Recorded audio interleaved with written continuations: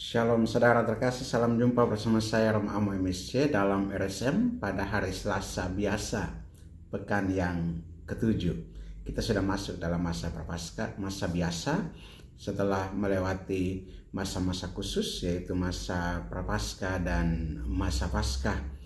Masa khusus yang sangat panjang yang juga menjadi puncak dari hari-hari liturgi gereja untuk persiapan Paskah dan juga Hari Raya Paskah, dan sampai pada Hari Raya Pentakosta kemarin hari Minggu, dan juga peringatan atau Pesta Santa Peran Maria Bunda Gereja, Hari Raya Pentakosta hari lahirnya gereja, dan Bunda Maria sebagai Bunda Gereja kita peringati pestanya kemarin. Dan hari ini kita sudah masuk ke hari-hari yang biasa lagi dan memulai pesiarahan perjalanan kita di masa biasa ini sampai kepada hari di mana puncak juga dari perjalanan masa biasa yaitu Pesta Kristus Raja semesta alam, sebelum memasuki masa Advent atau tahun liturgi atau kalender liturgi tahun yang baru.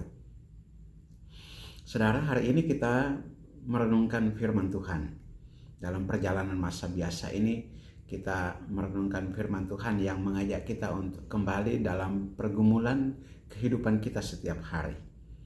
Dan firman Tuhan hari ini menerangi kita dari Injil Markus pasal 9 ayat 30 sampai 37. Di sini ada dua perikop di sini. Yang pertama adalah pemberitahuan kedua tentang penderitaan Yesus, dan yang kedua adalah siapa yang terbesar di antara para murid. Dua perikop ini memiliki satu kesatuan sebetulnya, ya, karena Yesus sebetulnya mau menyampaikan misinya, mau menyampaikan perutusannya, untuk apa dia ada di dunia ini, termasuk sebetulnya mau menggenapkan nubuatan para nabi. Dan dia katakan kepada mereka, dia memberitahukan tentang saat atau hari penderitaannya. Ini pemberitahuan yang kedua disampaikan Yesus kepada murid-muridnya.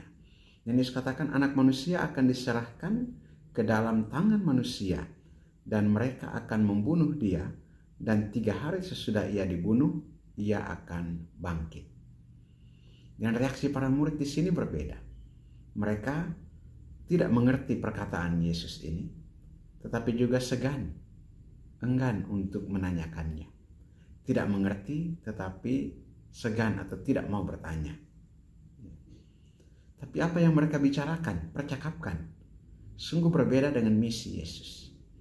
Yang mereka percakapkan adalah siapa yang terbesar di antara mereka. Dan mereka ketika sampai di Kapernaum, dan di sana Yesus bertanya kepada murid-muridnya, apa yang kamu perbincangkan tadi di tengah jalan?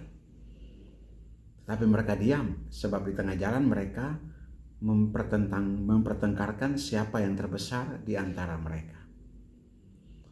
Lalu Yesus mulai mengajarkan mereka, misi Yesus adalah supaya menderita sampai menderita sengsara, wafat dan bangkit. Yang diperbincangkan para murid atau idealisme atau impian para murid adalah menjadi yang terbesar.